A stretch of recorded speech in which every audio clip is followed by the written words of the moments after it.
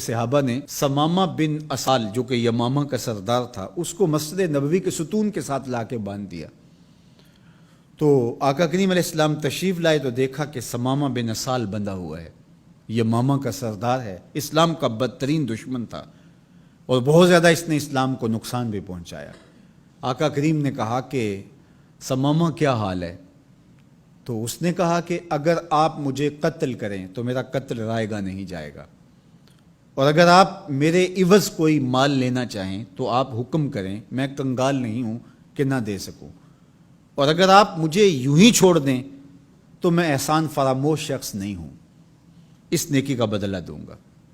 حضور علیہ السلام نے کچھ نہیں کہا اور چلے گئے۔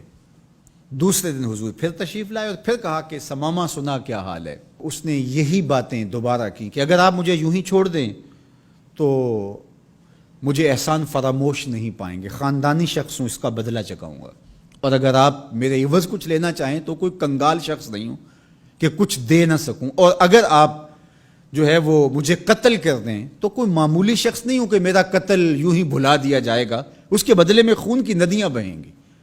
حضور پھر خاموشی سے گزر گئے۔ تیسرے دن حضور پھر آئے اور کہا ثمامہ کیا حال ہے؟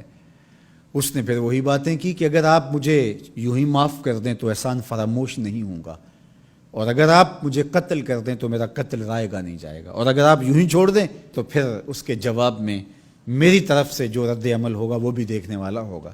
تینوں دن یہی بات کہی، لیکن حضور تینوں دن اس کی گفتگو سنتے رہے۔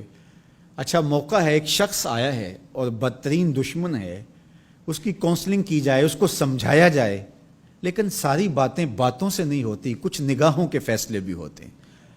تیرا علاج نظر کے سوا کچھ اور نہیں۔ حضور نے کچھ نہیں کہا، اور تیسرے دن جب حضور نے کہا کہ اس کی رسیاں کھول دو تو اس کی رسیاں کھول دی گئی، تو وہ باہر جاتا ہے، قدم اندر کو اٹھتے ہیں۔ حضور نے تو چھوڑ دیا، لیکن اب وہ جائے تو کہاں جائے؟ پر کاٹ کے میرے کہا صیاد نے مجھ سے، جا تجھے کشمکش دہر سے آزاد کیا۔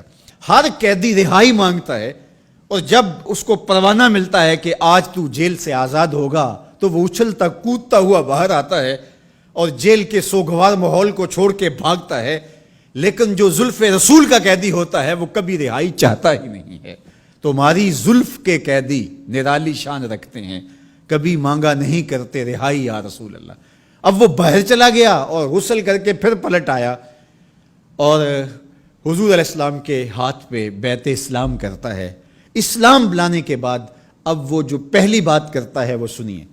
وہ کہتا ہے حضور مجھے سب سے زیادہ اگر کوئی برا دین لگتا تھا تو وہ دین اسلام تھا، لیکن اب میری کیفیت قلب یہ ہے، جتنا پیارا دین دین اسلام لگتا ہے کوئی اور دین ہے ہی نہیں، اور جتنے بھی دنیا پہ شہر موجود تھے مجھے شہر مدینہ ان میں سے معاذ اللہ اچھا نہیں لگتا تھا، لیکن اب میری کیفیت یہ ہے جنوں ویکھ کے اکھیاں ٹھر دیاں نے، جنوں ویکھ کے ٹھردا سینہ ہے، ربا تیری ساری خدائی وچوں بس اکو شہر مدینہ ہے۔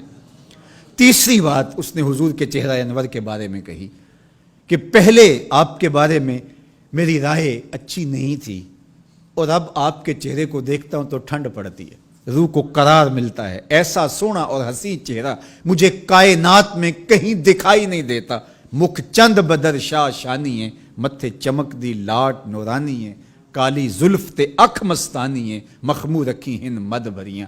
اب اسلام لانے کے بعد جو فوری تبدیلی اس نے محسوس کی اس کو بیان کیا۔ حضور کائنات میں سب سے محبوب چہرہ اگر مجھے نظر آتا ہے تو وہ آپ کا ہے۔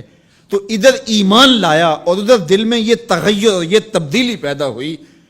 تو ایمان کے ساتھ جڑی ہوئی محبت ہے، جب محبت ہوگی تو پھر ایمان ہوگا، اور اگر محبت نہیں ہے تو ایمان کی نفی کر دے گی۔ لا یؤمن احدکم حتی اکون احب الیہ من والدہ و والدہ والناس اجمعین۔